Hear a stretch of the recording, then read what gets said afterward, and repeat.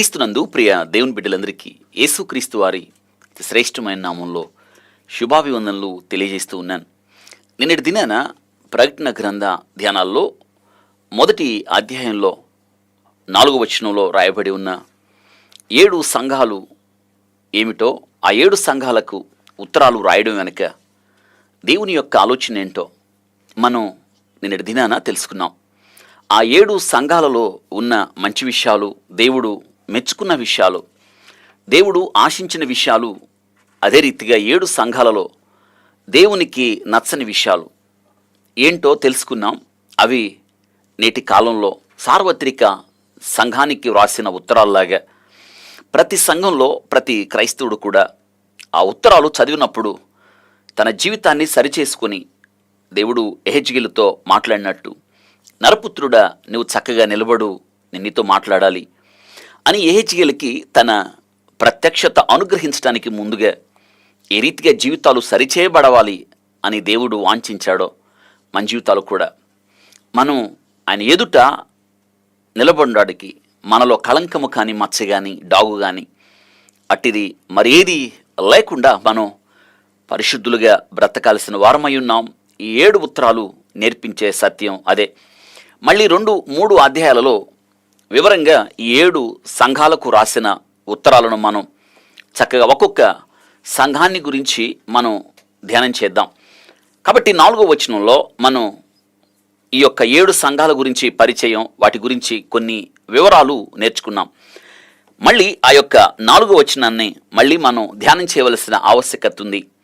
మొదటి అధ్యాయం ప్రకటన గ్రంథం 4వ వచనం, యోహాను ఆసియాలో ఉన్న 7 సంఘములకు శుభమని చెప్పి వ్రాయినది, వర్తమాన భూత భవిష్యత్ కాలంలో ఉన్నవాని నుండి ఆయన సింహాసనం ఎదుట ఉన్న 7 ఆత్మల నుండి.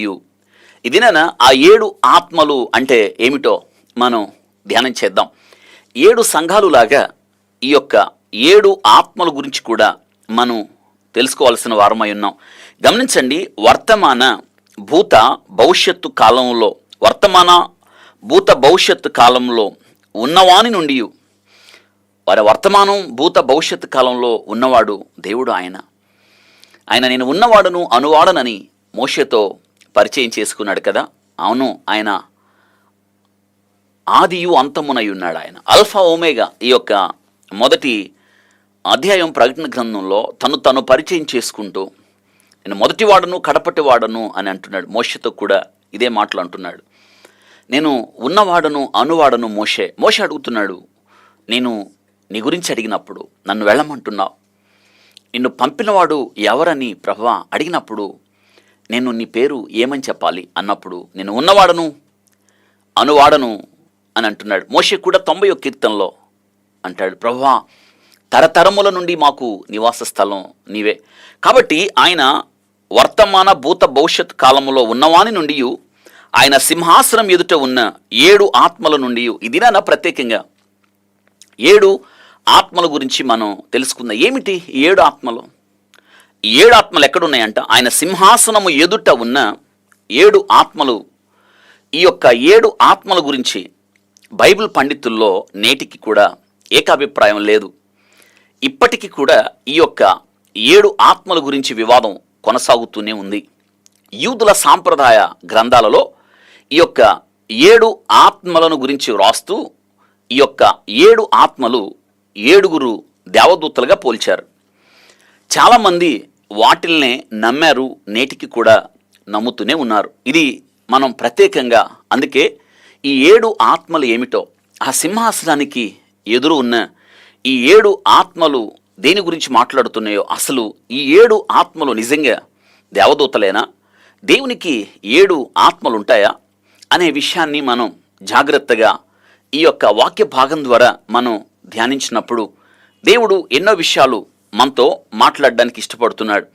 యూదుల సాంప్రదాయ గ్రంథాలలో వాళ్ళు ఏమి రాశారు అంటే, ఈ యొక్క 7 ఆత్మలు 7 దూతలుగా వారు అందులో రాసుకున్నారు. చాలామంది నమ్ముతున్నారు. అయితే అధిక సంఖ్యాకులు కాదు, స్వల్ప సంఖ్యాకులే ఆ 7 ఆత్మలు 7 దేవదూతల కింద లెక్కించారు. ఎందుకంటే దానికి ఆధారాలు కూడా వారు ఈ యొక్క ప్రకటన గ్రంథం నుంచే తీసుకున్నారు. 8వ అధ్యాయం ప్రకటన గ్రంథం 2వ వచనంలో, అంతటా నేను దేవుని ఎదుట నిలుచు 7 దూతలను చూచితిని అంటున్నాడు. గమనించారా? దేవుని ఎదుట నిలుచు 7 దూతలను చూచితిని, వారికి 7 బూరలు ఇవ్వబడెను, వీరే ఆ 7 ఆత్మలు అంటారు వాళ్ళు. ఇక్కడ 7 యోహాను భక్తుడు రాస్తున్నాడు, అంతటి నేను దేవుని ఎదుట నిలుచు 7 దూతలను చూచితిని. ఆ 7 సింహాసనము ఎదుట ఉన్న ఆ 7 దేవుని ఆత్మలే ఈ యొక్క వచనం ఆధారంగా వాళ్ళు 7 దూతలు అని వారు నమ్మారు. అయితే మనం లోతుగా వెళ్ళి దేవుని యొక్క వాక్యాన్ని చూస్తే యూదుల మత ఆచార గ్రంథాలు అనగా కొన్ని విషయాలు అందులో పొందుపరుచుకొని ఈ యొక్క ప్రకటన గ్రంథం 8వ అధ్యాయం 2వ వచనంలో యోహాను చెప్పినట్లుగా ఆ 7 దూతలు అని వారు ఏం చేశారంటే వారి గ్రంథాల్లో 7 దూతల పేరు రాసుకున్నారు. కోట్ల కొలది దూతలు ఉన్నాయి. అయితే ప్రముఖంగా కొన్ని పేర్లు దేవదూతలకు ఇవ్వబడ్డాయి. అయితే బైబిల్ గ్రంథంలో ఈ దేవదూతల పేర్లు రాయబడలేదు. కానీ అయితే వారి యొక్క గ్రంథంలో రాయబడిన 7 దూతలు ఎవరంటే మనకి గాబ్రియేల్ తెలుసు, బైబిల్ గ్రంథంలో రాయబడింది. మనకి మికాయిల్ తెలుసు, గాబ్రియేల్ తెలుసు. గాబ్రియేలు ఆ దేవుని యొక్క వార్తాహర్ అనమాట, వార్తలు తీసుకొచ్చి ఆ దినాన దానియేలుకు కానీ అదే రీతిగా మరియకు కానీ ఆ వార్తలో చేరవేసే గాబ్రియేలు, దేవుని పక్షాన యుద్ధాలు చేసే యోధుడు మికాయల్, మనందరికీ తెలుసు కదా. అయితే ఇక్కడ వాళ్ళు ఈ యొక్క 7 ఆ ఆత్మలు దూతలని నమ్మారు. 8వ అధ్యాయం 2వ వచనం ప్రకారం ఈ 7 దూతలు ఎవరో వారి పేర్లు రాసుకున్నారు ఆ గ్రంథంలో. మనం తెలుసుకోవడం ద్వారా అసలు వీళ్ళు ఎవరో మనం అర్థం చేసుకోవడానికి అవకాశం ఉంది. వాళ్ళు 7 దేవదూతల పేర్లు ఏమి రాశారంటే బైబిల్ గ్రంథంలో రాయబడలేదు, వారు ఆ గ్రంథంలో రాసుకున్నారు. మొట్టమొదట మనకు తెలుసు గాబ్రియేలు, 2 మికాయిల్ కూడా తెలుసు, ఇక 3 రఫాయల్, 4 ఊరియల్, 5 రగుయేల్, 6 రమియేల్, 7 సరుగయేల్. ఈ 7 దూతలు ఈ యొక్క దేవుని యొక్క సింహాసనం ముందున్న 7 ఆత్మల కింద లెక్కించారు. అగైన్ మళ్ళీ జ్ఞాపకం చేస్తాను, ఊరికే మీరు కూడా గుర్తించుకోవడం ద్వారా.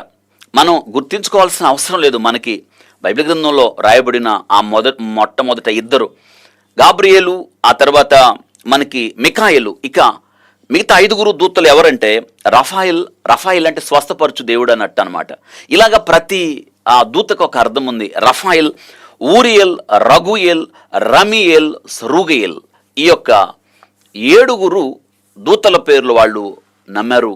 ఈ యొక్క దేవుని సింహాసనం ఎదుట ఉన్న ఈ యొక్క దేవుని యొక్క 7 ఆత్మలు 8వ అధ్యాయం 2వ వచనం ప్రకారం ఆ 7 దూతలు వీరే అని నమ్మారు. కానీ ఈ 7 ఆత్మలు దేవుని దూతలు అని వారు నమ్మి రాసుకున్నారు. కానీ మనం లోతుగా వెళ్ళి దేవుని యొక్క వాక్యంలో చూస్తే ఈ యొక్క దేవుని యొక్క 7 ఆత్మల యొక్క ప్రస్తావన ఇక్కడ మనకి ఆ ప్రకటన గ్రంథం 1వ అధ్యాయం 4వ వచనంలో రాయబడింది. ఇప్పుడు మనం చదువుకున్నట్టు 3వ అధ్యాయం 1వ వచనంలో రాయబడింది, 4వ అధ్యాయం 5వ వచనంలో రాయబడింది, అదే రీతిగా 5వ అధ్యాయం 6వ వచనంలో రాయబడింది. ఈ 4 చోట్ల ఈ దేవుని యొక్క 7 ఆత్మల యొక్క ప్రస్తావన మనం చదువుకున్న వాక్య భాగం 1వ అధ్యాయం 4వ వచనం, 3వ అధ్యాయం 1వ వచనంలో 7 నక్షత్రములు దేవుని 7 ఆత్మలు గలవాడు అని రాయబడింది.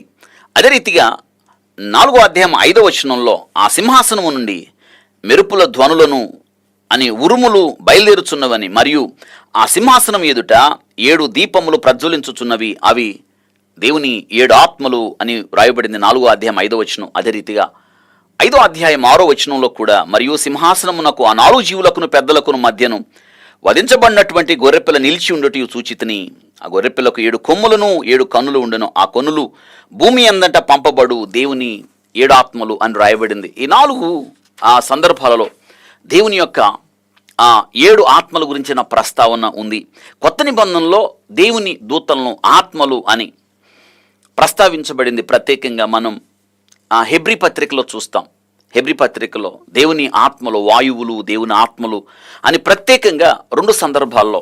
కానీ ఈ యొక్క 7 ఆత్మలు అనేవి ఏమిటి, నిజంగా అవి దేవుని దూతల అని ఆలోచించినప్పుడు మనం బైబిల్ గ్రంథం ఆదిమ గ్రీకు హెబ్రీ భాషల నుండి తర్జుమా చేయబడింది. మనం ఆ యొక్క హెబ్రీ భాషలో బైబిల్ గ్రంథం మనం ధ్యానించినప్పుడు హెబ్రీ భాషలో ఏమి రాయబడిందో తెలుసుకున్నప్పుడు దేవదూతలను గురించి అక్కడ రాయబడిన పదం ఏంటంటే యాంజెలోస్ అని రాయబడింది. దేవదూతల్ని ఇంగ్లీష్లో ఏంజల్ అని. ఈ పదం ఎక్కడి నుంచి వచ్చిందంటే గ్రీక్ పదం యాంజెలో. దేవదూతల గురించి చెప్పే శాస్త్రాన్ని అంజియాలజీ అంటారు, దేవదూతల శాస్త్రం. ఇక్కడ కానీ గ్రీకు భాషలో ఇక్కడ 7 దేవుని యొక్క ఆత్మ గురించి వ్రాయబడిన పదం ఏమిటంటే న్యూమా అనే పదం వాడబడింది. కాబట్టి ఇక్కడ స్పష్టమైపోయింది, దేవదూతని యాంజియో అనే యాంజియాలజీ అనే పదం వాడబడింది.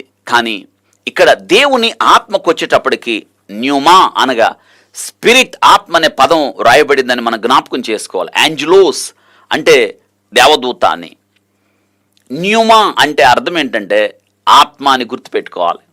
కాబట్టి గ్రీకు భాషలో ఏమని రాయబడిందంటే ఇక్కడ దేవుని ఆత్మ అనే విషయం ఇక్కడ 7 ఆత్మలు, అక్కడ యాంజెలోస్ అనే పదం వాడబడలేదు, అక్కడ న్యూమా అనే పదం రాయబడింది. అనగా దేవుని ఆత్మ అనే పదం రాయబడింది. కాబట్టి యాంజెలోస్ వేరు, న్యూమా అనే వేరు వేరు పదాలు. దేవదూతల గురించి రాయబడేటప్పుడు యాంజెలోస్ అనే పదం రాయబడింది, దేవుని ఆత్మను గురించి రాసేటప్పుడు న్యూమా, 2 వేరు వేరు. కాబట్టి ఇంకొక విషయం ఏమిటంటే అక్కడ మనం ఆలోచించిన మీదట 5వ వచనం చూడండి. నమ్మకమైన సాక్షియు, మృతుల్లో నుండి ఆది సంభూతుడిగా లేచిన వాడును, భూపతులకు అధిపతి అయిన యేసు క్రీస్తు నుండి కృపా సమాధానములు మీకు కలుగునుగాక అనే మాట. కృపా సమాధానాలు మీకు కలుగునుగాక అనే మాట. వాస్తవంగా ఈ కృపా సమాధానాలు ఎవరివ్వగలుగుతారు అంటే దేవుడు మాత్రమే ఇవ్వగలుగుతాడు. దేవదూతలు మానవునికి కృపా సమాధానాలు ఎప్పుడు కూడా ఇవ్వలేవు.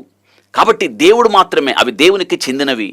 ఏ మానవుడు ఇవ్వలేడు, ఏ దేవుని దూతలో కూడా కృపా సమాధానాలు ఇవ్వలేవు. కేవలం దేవుడు మాత్రమే ఇస్తాడు. కాబట్టి దేవుడు మాత్రమే ఇస్తాడు. కాబట్టి ఇవి దేవుని 7 ఆత్మలు, ఇవి దేవదూతలు కాదు అన్న ప్రస్తావన మనకి తేటతెల్లం అయిపోయింది. కాబట్టి అవి ఈ యొక్క వాక్య భాగాన్ని బట్టి మనం గ్రీకు భాషలోకి వెళ్ళి బైబిల్ గ్రంథంలో వ్రాయబడిన విషయాలను మనం శోధించడాన్ని బట్టి, తెలుసుకోవడాన్ని బట్టి మనకు ఒక విషయం అర్థమైపోయింది. ఇక్కడ వాడబడిన పదం న్యూమా అనే పదం, అనగా ఆత్మ అనే పదం వాడబడింది. దేవదూతలకు యాంజెలోస్ అనే పదం వాడబడింది. కాబట్టి ఇక్కడ ఇది దేవుని ఆత్మ. అందుకే దేవదూతలు కాదు, కాబట్టి కృపా సమాధానాలు ఇవ్వగలిగే దేవదూతలు కృపా సమాధానాలు ఇవ్వలేవు, దేవుడు మాత్రమే ఇస్తాడు. ఇది మనం జ్ఞాపకం చేసుకోవాలి. కాబట్టి ఇక్కడ మనం తెలుసుకోవాల్సిన విషయం ఏమిటంటే ఇవి తండ్రి వల్లే కలుగుతాయి. ఆయన సింహాసనం ఎదుట ఉన్న దేవుని ఆత్మలు, దేవదూతలు కాదు. ఇవి దేవుని ఆత్మ. దేవుని ఆత్మ అంటే మనందరూ తెలుసు, అదే పరిశుద్ధాత్మ. పరిశుద్ధాత్మ ప్రత్యేకంగా ఇక్కడ 7 అని చెప్పడానికి ఎందుకు వాడబడింది అంటే దేవుని ఆత్మ, పరిశుద్ధాత్మ. 7 అనేది ఎందుకు రాయబడిందంటే 7 అనే సంఖ్య పరిపూర్ణమైన సంఖ్య. అనగా దేవుని యొక్క ఆత్మ పరిపూర్ణమైంది, సంపూర్ణమైంది ఆయన. కాబట్టి ఆయన పరిపూర్ణమైన వాడు. పరలోకమందున్న మీ తండ్రి పరిపూర్ణుడు. కాబట్టి మీరు కూడా పరిపూర్ణులై ఉండండి, సంపూర్ణులై ఉండండి అని యేసు క్రీస్తు వారు కొండ మీద చేసిన ప్రసంగంలో. కాబట్టి దేవుని ఆత్మ, ఇది పరిశుద్ధాత్మ. 7 అనే సంఖ్య వాడబడ్డం ద్వారా ఆయన పరిపూర్ణుడు అని మనం జ్ఞాపకం చేసుకోవాలి. కాబట్టి ఈ యొక్క యోహాను సువార్త 1వ అధ్యాయంలో మనకి 3 ప్రస్తావన మనకు తేటతెల్లమవుతూ ఉంది. ఆది కాండంలో సృష్టి చేయడంలో తండ్రి, కుమార, పరిశుద్ధాత్మలు ఎలా ఉన్నారో ఇక్కడ ప్రకటన గ్రంథం 1వ అధ్యాయంలో కూడా పరిశుద్ధాత్ముడు మనకు కనిపిస్తాడు. 3 కనిపిస్తారు, 3 ఒకటే, 3 పనులు, 3 ఒకటే కదా. ఈ యొక్క ప్రకటన గ్రంథ ప్రత్యక్షత తండ్రి కుమారుడైన క్రీస్తుకు అప్పగించాడు, అనుగ్రహించాడు. కుమారుడు దూత ద్వారా యోహానుకి ఇవ్వబడింది, యోహాను తన దాసులకు అనుగ్రహించాడు. అయితే ఇక్కడ దేవుడు సింహాసనమునకు ఎదుట ఉన్న దేవుని 7 ఆత్మలు దేనికి గుర్తంటే పరిశుద్ధాత్మ యొక్క సంపూర్ణత్వానికి, పరిపూర్ణత్వానికి గుర్తుగా మనకి కనిపిస్తున్నాడు. కాబట్టి పరిశుద్ధాత్ముడు పరిపూర్ణుడు అని చెప్పడానికి 7 అనే సంఖ్య ఇక్కడ వాడబడింది. తండ్రి కుమారునితో పాటు పరిశుద్ధాత్ముడు మనకి ఈ అధ్యాయంలో కనిపిస్తాడు. ఈ దేవుని యొక్క 7 ఆత్మలు మనకి సూచనగా పరిశుద్ధ గ్రంథంలో యెషయా గ్రంథం 11వ అధ్యాయం 2వ వచనంలో అక్కడ మనం జాగ్రత్తగా ఆ వచనాన్ని మనం చదవగలిగితే, ఇక్కడ దేవుని యొక్క 7 ఆత్మలను చదువుకున్నాం కదా, అక్కడ దేవుని యొక్క 7 ఆత్మలకి సూచనగా అక్కడ 7 రకాలుగా దేవుని ఆత్మ ఎలాగా పనిచేస్తుందో మనం నేర్చుకుంటాం. ఇక్కడ చూద్దాం రండి. యెషయా గ్రంథం 11వ అధ్యాయంలో ఇది దేవుని యొక్క ఆత్మ లక్షణాలు సూచనగా కనిపిస్తుంది. అక్కడ మీరు రాసుకోండి. మొట్టమొదట యెహోవా ఆత్మ, 2 జ్ఞానమునకు ఆధారమగు ఆత్మ, 3 వివేకమునకు ఆధారమగు ఆత్మ, 4 ఆలోచనకు ఆధారమగు ఆత్మ, 5 బలమునకు ఆధారమగు ఆత్మ, 6 తెలివిని పుట్టించు ఆత్మ, ఇక చివరిది 7వది యెహోవాయందు భయభక్తులు పుట్టించు ఆత్మ. కాబట్టి దేవుని యొక్క 7 ఆత్మలు, వీటిని మనం జ్ఞాపకం చేసుకోవడం ద్వారా లక్షణాలు అనగా ఆయన ఏ రీతిగా పరిపూర్ణుడో 7 విషయాలు మనం ధ్యానం చేయడం ద్వారా మనం అర్థం చేసుకోవచ్చు. గమనించారా? యెహోవా ఆత్మ అది. మొట్టమొదట యెహోవా ఆత్మ సింహాసనమునకు ఎదురుగా దేవుని 7 ఆత్మలు అని చదువుకున్నాం. యెహోవా ఆత్మ అని చదువుకున్నాం. రెండో విషయాన్ని జ్ఞానమునకు ఆధారమగు ఆత్మ అనే మాట. ఇక మనం ఈ పరిశుద్ధాత్మ ఏ రీతిగా పరిపూర్ణుడో, పరిశుద్ధాత్ముడు ఏ రీతిగా పనిచేస్తాడో, పరిశుద్ధాత్మ గురించి మనం వివరంగా తెలుసుకోగలిగితే దేవుని యొక్క 7 ఆత్మల యొక్క శ్రేష్టమైన విషయాలు మనం నేర్చుకోవడానికి అవకాశం ఉంది. ఆ పరిశుద్ధాత్మ గురించి నేను మీకు వివరంగా చెప్పడానికి ఇష్టపడుతున్నాను. చూసారా, ఇక్కడ దేవుని ఆత్మ జ్ఞానమునకు ఆధారమగు ఆత్మ అంట. అవును, మనకు జ్ఞానానికి ఆధారం ఆయన. మనకి జ్ఞానాన్ని ఇస్తాడు, జ్ఞానాన్ని దయచేస్తాడు కదా. ఆలోచించండి, ఆయన మనకి జ్ఞానాన్ని ఇస్తాడు. ఇది నిన్ను వెలిగిస్తుంది జ్ఞానం. యేసుక్రీస్తు దేవుని జ్ఞానమై ఉన్నాడు అని పౌలు గారు కొరింథీ సంఘానికి రాస్తాడు. జ్ఞాపకం వస్తుందా? అవును, క్రీస్తు ప్రభువు మన జీవితంలో ఎప్పుడైతే మనం ఆయన సొంత రక్షకుడిగా అంగీకరిస్తామో ఆత్మ, పరిశుద్ధాత్మ మనలోకి వస్తాడు. ఆయన ఆధీనంలోకి వెళ్తాం. పరిశుద్ధాత్మను మనలో ఉంటాడు కాబట్టి పరిశుద్ధాత్మ నడిపింపు కిందకి వస్తాం. తద్వారా ఈ 7 మన జీవితంలో పనిజరగడం చూస్తాం. అవును కదా? ఆలోచించండి. ఒకనప్పుడు నీ ఇష్టానుసారంగా నువ్వు జీవించావు, వ్యర్థంగా జీవించావు, లోకంలో బ్రతికావు. కానీ యేసుక్రీస్తు రక్తము ద్వారా విమోచించబడిన తర్వాత, ఆయన పిల్లలుగా పిలువబడిన తర్వాత మనం పరిశుద్ధాత్మ ఆధీనంలోకి వస్తాం. అనగా పరిశుద్ధాత్మ మన హృదయంలోకి వస్తాడు. అదే కదా వాక్యం జ్ఞాపకం చేస్తుంది. మీ దేహం దేవుని ఆలయమనియు దేవుని ఆత్మ అందులో నివాసము చేయుచున్నదనియు మీరు ఎరగరా? ఇప్పుడు నా ఆత్మ లేనివాడు నా వాడు కాదు. ఇప్పుడు మనం దేవుని బిడ్డలమైతే మనలో ఎవరున్నట్టు? పరిశుద్ధాత్మ ఉన్నట్టు. దేవుని దగ్గరకు రాకముందు మన జీవితం మన ఇష్టానుసారంగా వెళ్ళాం. కానీ దేవుని దగ్గరకు వచ్చి దేవుని ఆధీనంలోకి వచ్చినప్పుడు పరిశుద్ధాత్ముడు మనలోకి వచ్చి తన ఇష్టానుసారంగా మనకు నడిపిస్తాడు. ఇదే దేవుని యొక్క 7 ఆత్మలు పరిశుద్ధాత్మ పరిపూర్ణత్వం నడిపింపు కిందకి రావడం అంటే.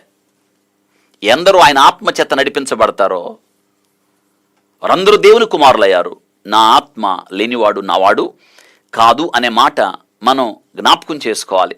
ఇక్కడ రెండో విషయం, జ్ఞానమునకు ఆధారమగు ఆత్మ. జ్ఞానమునకు ఆధారం నిజమే కదా, పరసంబంధమైన జ్ఞానం. యాకోబు భక్తుడు చెప్తున్నాడు, ఎవరికైనా జ్ఞానము కొదువుగా ఉంటే వారు దేవుణ్ణి అడగాలి. ఆయన ఎవరిని గద్దించక ధారాళంగా జ్ఞానాన్ని ఇస్తాడు. ఆయన జ్ఞానాన్ని ఇస్తాడు. మనలో పరిశుద్ధాత్ముడు జ్ఞానాన్ని పుట్టిస్తాడు. జ్ఞానమునకు ఆధారమగు ఆత్మ అది. ఇక మూడో విషయం, వివేకమునకు ఆధారమగు ఆత్మ. వివేకం, దేవుని యందు భయభక్తులు కలిగి ఉండడం, ఇదే వివేకం. వివేకం కలిగి జీవిస్తాం. లోకంలో ఒకనప్పుడు గమ్యం లేకుండా తిరిగాం, వ్యర్థంగా తిరిగాం, గురి లేకుండా తిరిగాం, ఒక మూర్ఖత్వం తిరిగాం, అవిధేయతతో తిరిగాం, బుద్ధి లేకుండా తిరిగాం. కానీ ఇక్కడ పరిశుద్ధాత్మ మనకు వివేకాన్ని అనుగ్రహిస్తాడు, గ్రహింపును అనుగ్రహిస్తాడు. ఇప్పుడు వాక్యం వింటున్నప్పుడు మన సొంతగా మనం అర్థం చేసుకోలేం. ఆ పరిశుద్ధాత్ముడే మనకి వివేకాన్ని అనుగ్రహిస్తాడు. సొలొమోను దావీదు కుమారుడు పట్టాభిషిక్తుడు అయిన తర్వాత దేవుడు అతనికి కనిపించి నీకేం కావాలని అడిగాడు. అతడు అంటాడు, ప్రభువా, ఇంత విశాలమైన రాజ్యం మీద నన్ను రాజుగా చేశావు, నీ ప్రజలను పరిపాలించినట్లుగా కార్యములు సలపడానికి నాకు జ్ఞానం చాలదు కదా, నేను బాలుండి కదా, నాకు జ్ఞానం ఇవ్వు అన్నప్పుడు దేవుడు అంటున్నాడు, నువ్వు శత్రువులు ప్రాణమునైనను బంగారమునైనను నువ్వు అడగలేదు, నువ్వు జ్ఞానాన్ని అడిగావు. నీ జ్ఞానంతో పాటు సమస్తమును నేను అనుగ్రహిస్తున్నాను అన్నప్పుడు నిజమే, అతడు భూరాజులందరికన్నా, ఈ భూమి మీద జీవించిన వారందరికన్నా జ్ఞానము కలిగిన వాడిగా ఎలా అయ్యాడు? వివేకము కలిగిన వాడిగా, వివేకము కలిగి. నిజంగా ఆలోచించండి, అతడు రాజు అయ్యాడు. సొలొమోను రాజు అయిన వెంటనే, సింహాసనం మీద కూర్చున్న వెంటనే అతని ముందుకు ఒక సమస్య వచ్చింది. ఇద్దరు తల్లులు ఏం చేశారు, వారి బిడ్డలను పక్కన వేసుకుని పడుకున్నారు. ఒక తల్లి ఆ బిడ్డ మీద పడుకుంది, బిడ్డ చనిపోయాడు. ఆమె ఏం చేసింది, మధ్యరాత్రుల్లో లేచి చూసుకునేటప్పటికల్లా తన బిడ్డ చనిపోయి ఉండగా ఆమె గుట్టు చప్పుడు కాకుండా చనిపోయిన బిడ్డను ఇంకొక తల్లి ఉంది కదా, ఆ తల్లి దగ్గర పడుకోబెట్టి ఆ తల్లి బిడ్డను తీసుకెళ్ళి తన పక్కన పెట్టుకుంది. తెల్లారి లేచి చూసేటప్పటికల్లా ఈ యొక్క తల్లి, ఇదేంటి నా బిడ్డ నీ దగ్గర పెట్టుకున్నావు, నీ బిడ్డ నా దగ్గర పెట్టావు, నీ బిడ్డ చనిపోయింది అంటే, కాదు కాదు చనిపోయిన బిడ్డే నీ బిడ్డ. ఏమంటది, కాదు నీ దగ్గర ఉన్న బిడ్డ నా బిడ్డ.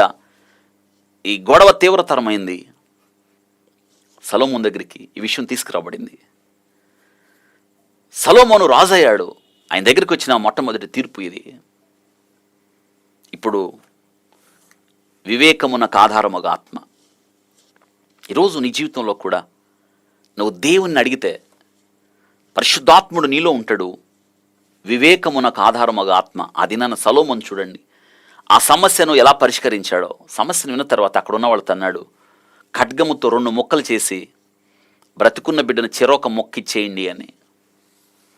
ఇప్పుడు వెంటనే తల్లి, వాక్యభావం రాయబడింది, ప్రేగులు తరుక్కుపోయి అంది, అయ్యా ఆపండి, నా బిడ్డను ఆమెకే ఇచ్చేయండి, ఆమె దగ్గర బ్రతికుండడమే నాకు కావాలి, నా బిడ్డను చంపొద్దు.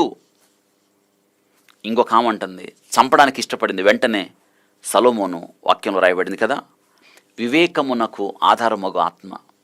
మన జీవితాల్లో కూడా ఆలోచించండి, ఈ వివేకం లేకపోతే, వివేకము కలిగి యుద్ధం చేయాలి మనం, దేవుడే మనతో ఉండకపోతే, పరిశుద్ధాత్మ ఆధీనంలో లేకపోతే, ఆ పరిశుద్ధాత్మను మనలో లేకపోతే ఆ వివేకం ఉండదు. మూడోది ఆ వివేకం. వెంటనే సొలొమోను ఆ తల్లి ఎవరో గుర్తించాడు. ఆ తల్లి నిజమైన తల్లి, ప్రేగులు తరిక్కిపోవడం, తల్లి ప్రేమను గుర్తించి బిడ్డనిప్పించాడు. నిజమైన తల్లిని కనిపెట్టాడు. ఈ రీతిగా వివేకమునకు ఆధారమగా ఆత్మ. 4 ఆలోచనకు ఆధారమగా ఆత్మ. ఆలోచన చెప్పి, పరిశుద్ధాత్ముడు మనతో ఉన్నాడు, మనల్ని నడిపిస్తాడు, మనకు ఆలోచన చెప్తాడు ఆయన. ఆలోచన నిజమే కదా. ఆలోచన లేని వారు మన ప్రతి విషయంలో కూడా ఆలోచన చెప్పి నడిపిస్తాడు. మనం జ్ఞానం లేకుండా ఉండలేము. ఇంకా పరిశుద్ధాత్ముడు మనలో ఉన్నప్పుడు జ్ఞానానికి ఆధారం, గ్రహించడానికి సంగతులు, వివేకమునకు ఆధారముగా ఆత్మ. తెలుసా, ఈ దినాన ప్రకటన గ్రంథ ధ్యానాలు నిజమే గొప్ప గొప్ప వాళ్ళకే అర్థం కావు. ఇవి చెప్పలేరు. దీని మీద ఎన్నెన్నో వివాదాలు అర్థం కాక చాలామంది కొన్ని సంవత్సరాలుగా ప్రకటన గ్రంథం నిర్లక్ష్యం చేయబడి ఉంది అని మనం గ్రహించవచ్చు. కానీ నేటి దినాన దేవుడు తన సేవకులు అనేక మంది ద్వారా ఈ యొక్క వివేకమునకు ఆధారముగా ఆత్మనిచ్చి గ్రహించడానికి, ఆయన జ్ఞానం ఇవ్వకపోతే, వివేచన ఇవ్వకపోతే, ఆలోచన ఇవ్వకపోతే ఈ ప్రకటన గ్రంథం ధ్యానించటం, బోధించటం, గ్రహించటం మన వల్ల కాదు. ఇదే అర్థమైందా? ఇప్పుడు ఆలోచనకు ఆధారముగా ఆత్మ. మన జీవితంలో కూడా కొన్ని పరిస్థితులు అర్థం కావు. దేవుడు మనతో ఉండి ఆలోచన చెప్తాడు. ఎవరంటే అండి ఆయన ఆలోచనకర్త. ఆయన ఆలోచనకర్త, తండ్రి, కుమార, పరిశుద్ధాత్మ ఒక్కటే. 3 పనులు ఆలోచన చెప్తాడు మనకి. ఇక ఆయన పరిశుద్ధాత్ముడు ఆలోచన చెప్పే దేవుడుగా ఉన్నాడు. 5 బలమునకు ఆధారముగా ఆత్మ. నీకు బలాన్ని ఇస్తాడు. అవును కదా, దేవుడు మనతో ఉంటే బలం. చూడండి, పాత నిబంధన గ్రంథంలో పరిశుద్ధాత్ముడు వచ్చి పనిచేసి వెళ్ళిపోయేవాడు. అందుకే బలమునకు ఆధారముగా ఆత్మ. యెహోవా ఆత్మ అతని మీదికి రాగా అనే మాటలు పాత నిబంధనలో మనం చదువుకుంటాం. గమనించండి, మీకు అర్థం అవడానికి సంసోను గురించి మనం జ్ఞాపకం చేసుకోవాల్సిన వారమై ఉన్నాం. యెహోవా ఆత్మ సంసోను మీదికి రాగా అనే మాట తరచుగా సంసోను యొక్క జీవితంలో ఆత్మకార్యాలు చూస్తాం. దేవుని ఆత్మ ఒక వ్యక్తి మీదకి వచ్చి పని జరిగించి మళ్ళీ ఆత్మ వెళ్ళిపోయేవాడు. ఇది పాత నిబంధన గ్రంథంలో చూస్తాం. అందుకే 51వ కీర్తనలో దావీదు గారు అంటాడు, ప్రభువా నీ ఆత్మను నా యొద్ద నుండి తీసివేయొద్దు అని. అనగా దావీదు ఏం కోరుకున్నాడంటే ఆ పరిశుద్ధాత్ముడు ఎప్పుడు నాతోనే ఉండాలని కోరుకున్నాడు. ఇది పాత నిబంధన. కానీ కొత్త నిబంధనలో పరిశుద్ధాత్ముడు శాశ్వతంగా మనతోనే ఉంటాడు, మనలో ఉంటాడు. అదే కదా క్రీస్తు ప్రభువారు ఆయన శిష్యులతో యోహాను సువార్త 14వ అధ్యాయంలో అదే అంటాడు, ఆదరణకర్తను మీకు ఇస్తున్నాను, ఆయన మీతోనే ఉంటాడు, నిత్యం మీతోనే ఉంటాడు, మీలోనే ఉంటాడు ఆయన అన్నాడు. మనతోనే ఉంటాడు. ఎప్పటిదాకా? సంఘం ఎత్తబడే వరకు కూడా మనతోనే ఉంటాడు.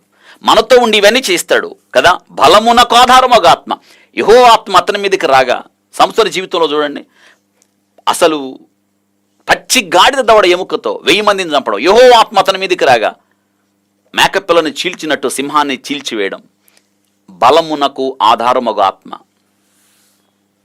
ఇది పాత నిబంధన గ్రంథంలో చూస్తాం. నేటి దినాన తమ దేవుని ఎరుగువారు బలము కలిగి గొప్ప కార్యాలు చేస్తారు. ఎలా అంటే ఆత్మకార్యం అన్నమాట. మనం మరింత లోతుగా ఈ యొక్క 7 ఆత్మలు, పరిశుద్ధాత్మ 7 పరిపూర్ణుడుగా ఎలా ఉన్నాడో, ఆది నుండి నేటి వరకు కూడా త్రిత్వములో ఏకమయున్న దేవుడుగా, పరిశుద్ధాత్మ వ్యక్తి ఆయన, పరిశుద్ధాత్మ వ్యక్తి, శక్తి కాదు, వ్యక్తి, త్రిత్వము, ముగ్గురు. పరిశుద్ధాత్మ అనేది వ్యక్తి. Holy spirit is a divine person ఆయన, అంతేగాని పవర్ కాదు. గుర్తుపెట్టుకోండి. చాలామంది క్రైస్తవాన్ని తప్పుదోవ పట్టిస్తూ ఉన్నారు. వాళ్ళు ముగ్గురు అని, పరిశుద్ధాత్మ వ్యక్తి కాదు శక్తి అని. ఇటువంటి మాటలు మీరు నమ్మకండి. మనం వాక్యాన్ని ఉన్నదున్నట్టు నమ్మాలి. ఎందుకంటే మనకు వాక్యమే ఆధారం. అందుకే మనం ఈ చివరి దినాల్లో ప్రభు వచ్చే సమయంలో ఉన్నాం కాబట్టి మీ అంతటా మీరు చదివి దేవుని వాక్యాన్ని మరింత లోతుగా బెరయ సంఘస్థుల్లాగా వాక్యాన్ని చదవడం ద్వారా, నిత్యము వాక్యాన్ని ధ్యానం చేయడం ద్వారా పరిశుద్ధాత్ముడు మనకు బోధిస్తాడు. కాబట్టి 5వ విషయం, పరిశుద్ధాత్ముడు ఎవరండి? బలమునకు ఆధారముగా ఆత్మ. ఇక 6వది, తెలివిని పుట్టించు ఆత్మ. తెలివిని పుట్టిస్తాడు మనకి. ఆయన వాక్యం వెల్లడగుడుతూనే తెలివిని పుట్టిస్తాడు. జ్ఞానం లేని వారికి జ్ఞానాన్ని, తెలివిని పుట్టిస్తాడు ఆయన. తెలివినిచ్చు ఆత్మ. అవును కదా, తెలివినిచ్చు ఆత్మ. ఇక 7వ విషయం, యెహోవా యందు భయభక్తులు పుట్టించు ఆత్మ. దేవుని భయం కలగజేయడం. అనగా పరిశుద్ధాత్ముడు మనలో ఉండి మనల్ని దేవుని మార్గంలో నడిపిస్తాడు, సత్యమందు ప్రతిష్ఠితులుగా చేస్తాడు. ఇప్పుడు పరిశుద్ధాత్మ ఆధీనంలో ఉన్నాం. అదే కదా ప్రభు చెప్తాడు, మీకు నేను ఏదైతే చెప్పానో అవన్నీ మీకు గుర్తు చేస్తాడు, సత్యమందు మిమ్మల్ని ప్రతిష్ఠిత చేస్తాడు. పరిశుద్ధాత్ముడు ఏం చేస్తాడో ఈ యొక్క వాక్య భాగం ద్వారా సింహాసనమునకు ఎదురు ఉన్న దేవుని యొక్క 7 ఆత్మలు అంటే పరిశుద్ధాత్ముడే. పరిశుద్ధాత్మ యెషయా గ్రంథం 11వ అధ్యాయం 2వ వచనంలో ఉన్నట్టు 7 ఆత్మలు అనగా పరిశుద్ధాత్ముడు ఒక్కడే. 7 ఆత్మలు అంటే పరిశుద్ధాత్మ యొక్క పరిపూర్ణ వ్యక్తిత్వాన్ని చూపించటానికి వాడిన పదం అది. అంతేగాని 7 ఉంటారని కాదు, 7 ఆత్మలని కాదు.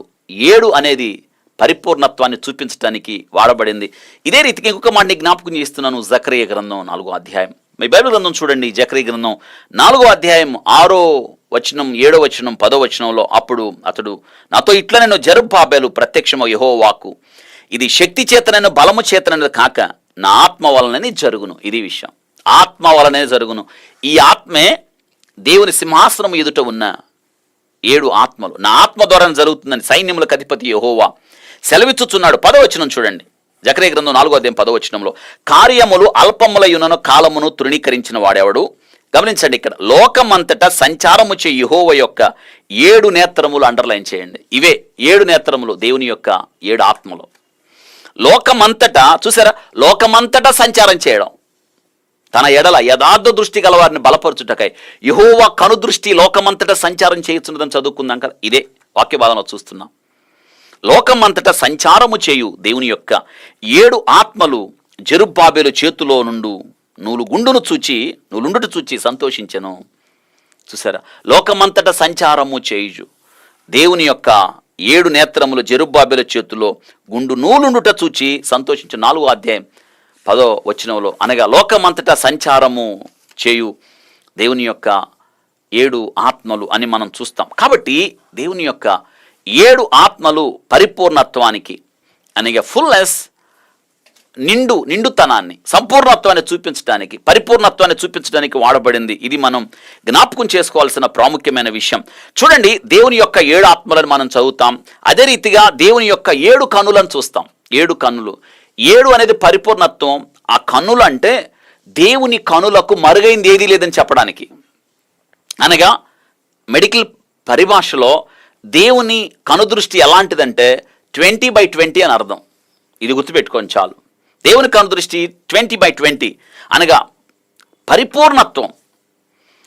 ఆయనకి కనిపించని స్పష్టము ఏది కూడా లేదు అని జ్ఞాపకం చేసుకోవాలి కదా. 139వ కీర్తనలో నిజంగా చూడండి, ఈ కీర్తనకారుడు ఏమని రాస్తున్నాడంటే 139వ కీర్తనలో దేవుని యొక్క కనుదృష్టి ఎలాంటిదో చెప్పడానికి ఇష్టపడ్డాడు. గమనించడం అందరికీ తెలుసు.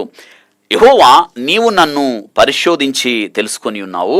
నేను కూర్చుండుట, నేను లేచుట నీకు తెలియను. చూడండి, నేను కూర్చోవడం తెలుసు, లేవడం తెలుసు. ఇదే 7 కన్నుల గురించి చెప్తున్నాడు. 7 కన్నులు అంటే 7 కన్నులు ఉంటాయి అని కాదు. ఆయన దృష్టి, ఆయన తీక్షణత, ఆయన కంటికి కనిపించని స్పష్టం ఏది కూడా ఉండదని చెప్పడానికి వాయబడింది. నా తలంపు పుట్టక మునిపే నీవు నా మనసును గ్రహించుచున్నావు. నా నడకను నా పడకను నీవు పరిశీలన చేసి ఉన్నావు. నా చర్యలన్నిటిని నీవు బాగా తెలుసుకుని ఉన్నావు. యెహోవా, మాట నా నాలుకకు రాకముందే అది నీకు పూర్తిగా తెలుసున్నది. వెనుకకు ముందుకు నీవు నన్ను ఆవరించి ఉన్నావు. నీ చెయ్యి నా మీద ఉంచి ఉన్నావు. ఇట్టి తెలివి నాకు మించింది. ఇది విషయం, నాకు అర్థం కాదు, నాకు మించింది ఇది అని అంటాడు. చూడండి, అది అగోచరము, నాకు అందదు, ఇది మనకు అర్థం కావు. దేవుడు మనకిందాక యెషయా భక్తుడు చెప్పినట్టుగా ఆ వివేకమునకు ఆధారమొక ఆత్మ, తెలివిని పుట్టించు ఆత్మ, అది ఇవ్వకపోతే జ్ఞానమునకు ఆధారమొక ఆత్మ, ఆ పరిశుద్ధాత్ముడు ఆ వివేకాన్ని, ఆ జ్ఞానాన్ని, ఆ తెలివిని, ఆ ఆలోచనను ఇవ్వకపోతే మనకు అర్థం కాదు. అసలు ప్రకటన గ్రంథమే అర్థం కాదనమాట. ఇప్పుడు అర్థమవుతుంది కదా. 7 ఆత్మలు అంటే 7 ఆత్మలు అంటే 7 ఆత్మలు కాదు, పరిశుద్ధాత్ముడు అక్కడే ఆ పరిపూర్ణత్వాన్ని చూపించడానికి. 7 కన్నులు కూడా దేవుని యొక్క దివ్య దృష్టిని అనగా ఆయన ఆత్మ నేత్రాలు, ఆత్మీయ ప్రపంచాన్ని చూడడానికి అనగా ఆత్మస్థితిలో మన హృదయాన్ని పరిశోధించగలిగిన వాడు ఆయన.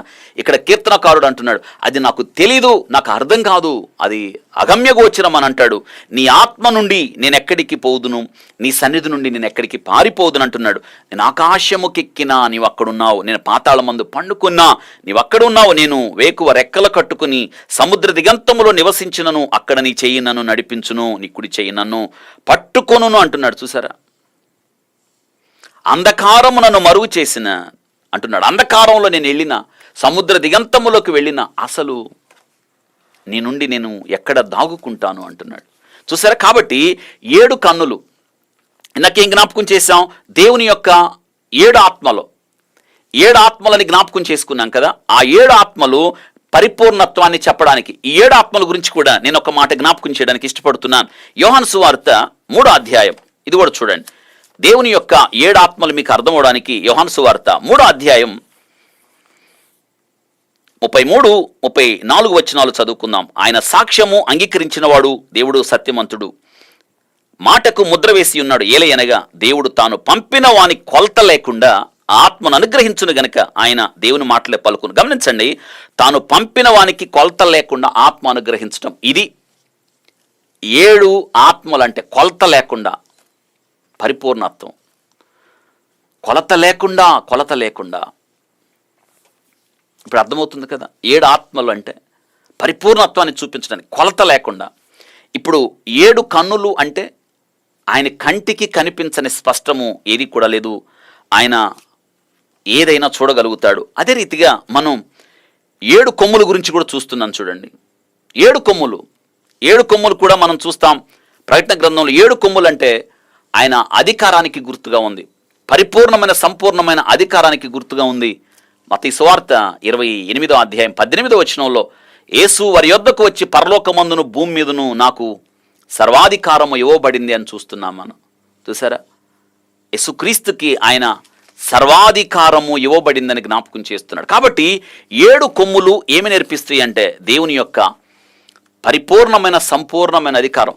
ఇవి ఎందుకు మీ జ్ఞాపకం చేస్తున్నాను అంటే 7 అనే సంఖ్య, ఆ 7 ఆత్మలు అంటే దేవుని యొక్క పరిపూర్ణమైన పరిశుద్ధాత్మ కార్యాలు అని గుర్తుపెట్టుకోవాలి. అర్థమైంది కదా?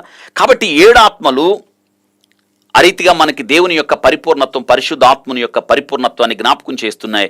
7 కన్నులు దేవుని యొక్క దివ్యమైన దృష్టిని జ్ఞాపకం చేస్తున్నాయి. 7 కొమ్ములు దేవుని యొక్క అధికారాన్ని, పరిపూర్ణమైన సంపూర్ణమైన అధికారం. అదే కదా ఆయన భూమి మీదను పరలోకమందును భూమి మీదను నాకు సర్వాధికారం ఇవ్వబడిందని అదే విషయాన్ని జ్ఞాపకం చేస్తాడు పౌలు గారు ఫిలిప్పీ సంఘానికి రాస్తూ 2వ అధ్యాయం 7 నుండి మనుషుల పోలికగా పుట్టి యేసుక్రీస్తు ప్రభువారి గురించి దాసుని స్వరూపం ధరించుకొని తన్ను తానే రిక్తునిగా చేసుకుని మరియు ఆయన ఆకారమందు మనుషునిగా కనబడి మరణము పొందునంతగా, శిలువ మరణం పొందునంతగా విధేయత చూపిన వాడై తను తాను తగ్గించుకొనెను. అందుచేత చూడండి, అందుచేత పరలోకమందున్న వారిలో కానీ, భూమి మీద ఉన్నవారిలో కానీ, భూమి కింద ఉన్నవారిలో కానీ ప్రతి వాని మోకాలు యేసు నామమున వంగునట్లు, ప్రతి వాని నాలుక తండ్రి అయిన దేవుని మహిమార్థమై యేసుక్రీస్తు ప్రభువుని ఒప్పుకున్నట్లు దేవుడు ఆయనను అధికముగా హెచ్చించి ప్రతి నామమునకు పైనామమును ఆయన అనుగ్రహించెను. కాబట్టి ఇదే విషయాన్ని యేసుక్రీస్తు వారు అంటున్నాడు, పరలోకమందును భూమి మీదను నాకు సర్వాధికారం ఇవ్వబడిందని. అదే రీతిగా మనం 7 దీపస్తంభాల గురించి కూడా చూస్తాం. 7 దీపస్తంభాలు. కాబట్టి ఇప్పుడు 7 దీపస్తంభాలు మనకేం జ్ఞాపకం చేస్తున్నాయి అంటే, 7 దీపస్తంభాలు ఇది యేసుక్రీస్తు ప్రభువారు బాప్తిసం పొందిన తర్వాత మత్తయి సువార్త 3వ అధ్యాయం 16వ వచనంలో యేసుక్రీస్తు బాప్తిసం పొందిన వెంటనే నీళ్ళలో నుండి ఆయన ఒడ్డుకు వచ్చిన తర్వాత ఆకాశం తెరవబడ్డం, దేవుని ఆత్మ పావురం వలె తన తల మీదకి వచ్చుట, అక్కడ ఉన్న వాళ్ళు చూడడం, ఆయన పరిశుద్ధాత్మ ఆయన మీదికి రావడం. కాబట్టి ఇక్కడ 7 దీపస్తంభాలు ఏమి జ్ఞాపకం చేస్తున్నాయి అంటే, పరిశుద్ధాత్మ ఆ కార్యాలు అనగా యోహాను భక్తుడు జ్ఞాపకం చేస్తాడు, యేసుక్రీస్తు వారు ఆయన మీకు అగ్నితో బాప్తిసం ఇస్తాడు అని, వెలుగు సంబంధం అగ్నితో బాప్తిసం ఇస్తాడని. ఇది ఆత్మ ద్వారా జరుగుతుంది. అనగా పరిశుద్ధాత్ముడు మనలోకి వచ్చినప్పుడు ఏం జరుగుతుందంటే మనల్ని శుద్ధి చేస్తాడు, ప్యూరిఫై చేస్తాడు. అంత మాత్రమే కాదు, పరిశుద్ధాత్మ ప్రభావం మనలో బయలు వెళ్ళాలి. 7 దీపస్తంభాలు ప్రకాశమానం అవ్వాలి. మనం ఆ 7 దీపస్తంభాల గురించి మనం నేర్చుకుంటాం మత్తయి సువార్త 3:16లో. అదే రీతిగా అపోస్తుల కార్యాలు 1వ అధ్యాయం 8వ వచనంలో మనం ఏం నేర్చుకుంటామంటే, పరిశుద్ధాత్మ మీ మీదకి వచ్చినప్పుడు మీరు శక్తి పొందేదరు. ఇదే దీపస్తంభం. మనం శక్తి పొందినప్పుడు మన వెలుగును ప్రకాశింపచేయాలి, దీపస్తంభం అనే మాట. అదే రీతిగా మనం ఎఫెసీ పత్రిక 4వ అధ్యాయం 4వ వచనంలో శరీరం ఒక్కటే ఆత్మ కూడా ఒక్కటే, ఆ ప్రకారం మీ పిలుపు విషయమైన నిరీక్షణ ఒక్కటే, ఒక్క పిలుపు యందు ఒక్క నిరీక్షణ యందు ఉండడానికి మీరు పిలువబడ్డారు అని. కాబట్టి 7 దీపస్తంభాలు, ది 7 ల్యాంప్స్ ఆఫ్ ఫైర్, ఇది బాప్తిస్మము, పరిశుద్ధాత్మ కార్యం. ఇది పరిశుద్ధాత్మ మీ మీదకి వచ్చినప్పుడు మీ జీవితాలు ఎలా ఉండాలో, పరిపూర్ణంగా ఎలాగ దేవుని కొరకు ఉండాలో అనేది మీ జ్ఞాపకం చేయడానికి 7 ఆత్మలు, 7 కన్నులు, 7 కొమ్ములు, 7 దీపస్తంభాలు. ఈ దీపస్తంభాలు వీటి గురించి మళ్ళీ మనం వివరంగా ముందు అధ్యాయాలలో మనం నేర్చుకుంటాం. సింహాసనము ఎదుట ఉన్న, దేవుని సింహాసనము ఎదుట ఉన్న 7 ఆత్మల గురించి మరొక ప్రస్తావన నేను మీ దృష్టికి తేవడానికి ఇష్టపడుతున్నాను. ఈ విషయాలు కూడా రాసుకోండి. యెషయా భక్తుడు రాసిన ఆ 7 ఆత్మల 7 సూచనలుగా ఉన్న పరిశుద్ధాత్మ, వాటి గురించి మనం విన్నాము, నేర్చుకున్నాం. ఈ 7 కన్నులు, మళ్ళీ ఈ పరిశుద్ధాత్మ 7 ప్రస్తావనలు, ఆ 7 కన్నులు యొక్క ప్రస్తావన మనం 7 విషయాలు జ్ఞాపకం చేసుకోవడం ద్వారా మనం మరింతగా ఆ 7 ఆత్మల గురించి మనం నేర్చుకోవడానికి అవకాశం ఉంది. రండి చూద్దాం.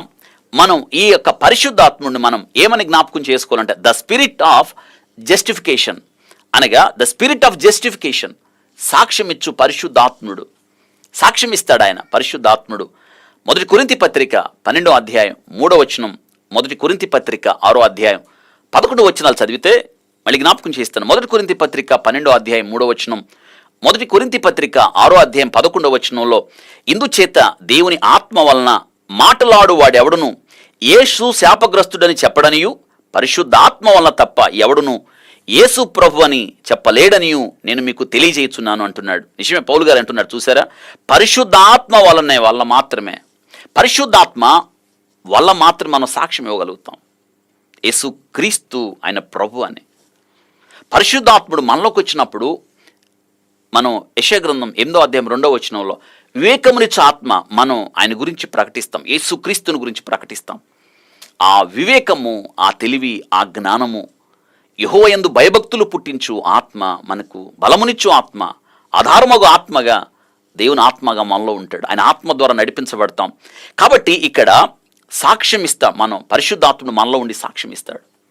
అదే రీతిగా మనం 1 కొరింథీ పత్రిక 6వ అధ్యాయం 11వ వచనం, మీలో కొందరు అట్టివారై ఉంటారు, కానీ ప్రభువైన యేసుక్రీస్తు నామమున మన దేవుని ఆత్మయందును మీరు కడగబడి పరిశుద్ధపరచబడిన వారై నీతిమంతులుగా తీర్చబడిరి.